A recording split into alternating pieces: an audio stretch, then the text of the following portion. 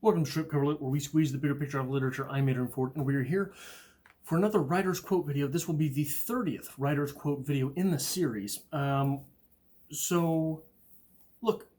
I've got two today. I've got two quotes today. One I think I've used before on the channel, but the other one is a new quote. Let me see here.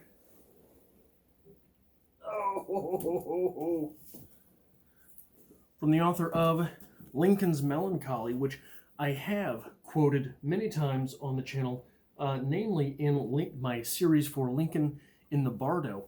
If you were not part of that series, be sure to go and check that out. I had a good time reading the first novel from George Saunders. Even if it wasn't my favorite novel, it was a different type of thing, which you're always going to get from George Saunders. So the first quote, which comes from Joshua Wolf Shenk: "Get through a first draft as quickly as possible."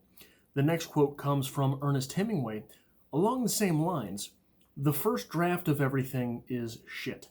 Now, the quote from Papa, "The first draft of everything is shit," is to remind us that we must revise, rewrite, re-edit, retool, redo your work as often as it takes in order to get something serviceable or the best that you can do out of it. The first quote, "Get through a draft as quickly as possible." Here's something that I've always said. Not always, that's not true. I'm a bit of a liar. Something I've said since I was in grad school, when I really sort of buckled down and tried to do as much writing as possible. Another quote from Ernest Hemingway is, "Write drunk, edit sober." And I think one of the things that is indelibly true about writing is that it is very difficult to edit emotion in. So that first draft has to be as passionate as possible, because you're only going to be editing out emotion as you go. Now, that might seem counterintuitive. Why do you want to edit emotion out of your writing? Because sometimes it is gratuitous. Sometimes the emotion, the emotionality, the tenderness that you will put into a piece is not necessary, and in fact makes it read very poorly, very amateurish. So when you get through that first draft as quickly as possible, as drunkly as possible, what you're doing is you're getting everything onto the page that you think should be in the story in the heat of the moment, while the story is fresh for you, while the story is real to you. So once you get through that process, the first draft of everything is shit. So it is necessary at that point to take a step back from the story. Let the story die for yourself a little bit. Because when you're too close to it, it's like, have you ever been in trouble at work?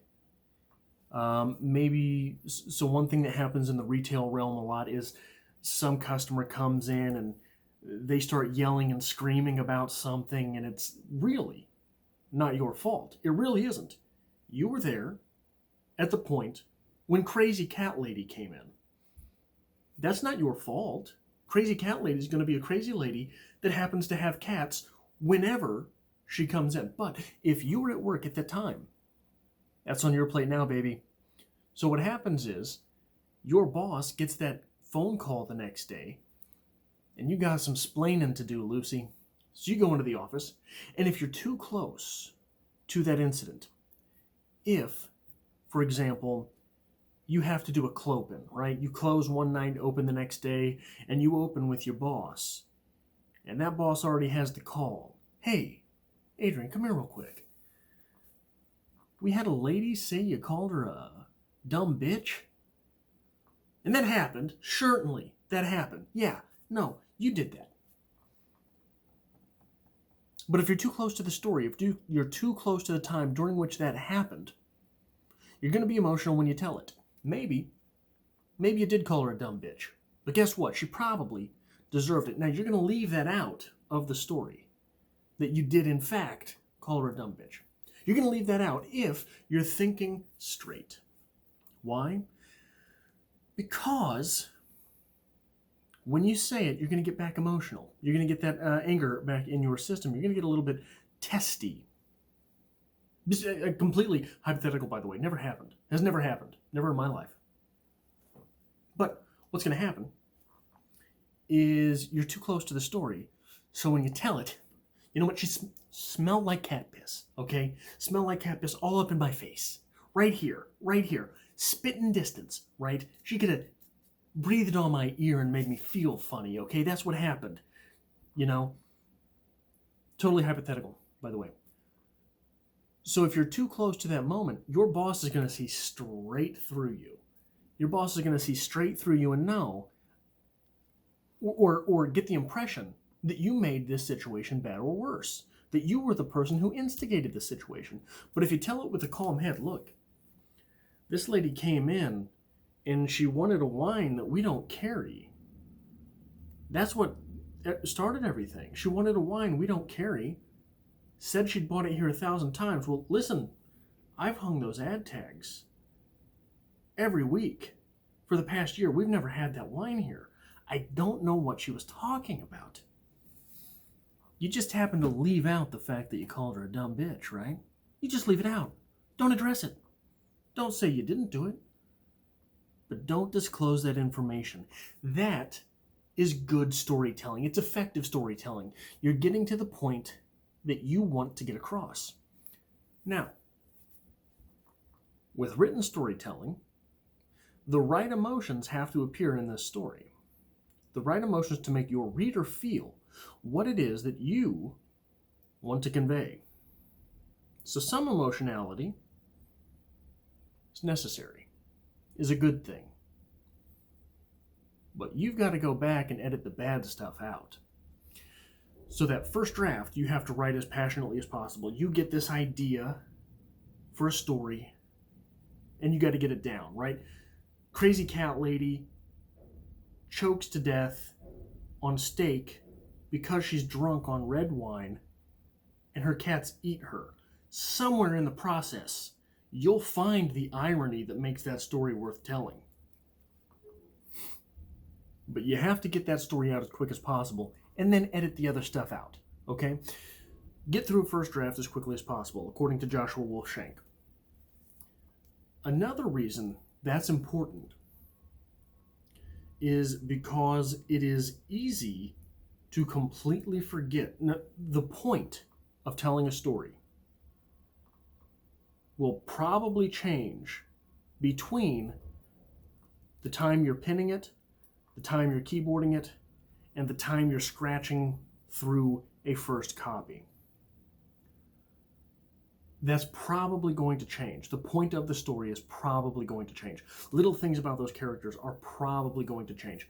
But if you don't get everything down, and you're going back to a story months later, maybe years later, that is not finished, that does not have an ending, it's very easy to forget, to completely neglect what that story was about in the first place. Now, on a second draft,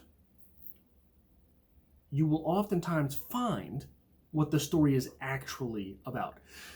So your idea about the crazy cat lady who choked to death on steak because she was drunk on red wine and her cats ate her, you told it because it was just a funny story. The idea behind it was, yeah, that's a funny story. Those things happen. And maybe they're humorous, okay? Who knows? You're a weird guy. Now, on the second draft, it might become obvious to you.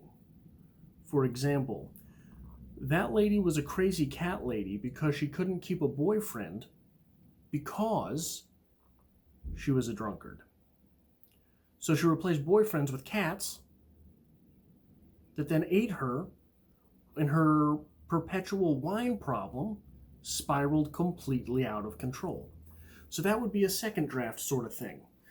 The third draft sort of thing, you get to go in and make that crazy cat lady not admirable, but at least a sympathetic character, right? Why was it that she couldn't keep boyfriends? Maybe it wasn't that she was a bitch who would go into retail places drunk off her ass and curse people out. Maybe she was drunk all the time because of her own self-conscious fears, right? Something like that. But these are different layers to put into a piece, but you can't put those layers into a piece without having the first draft done. That is all I have for this, the 30th writer's quote on the channel, and I hope to have you back next month for the 31st.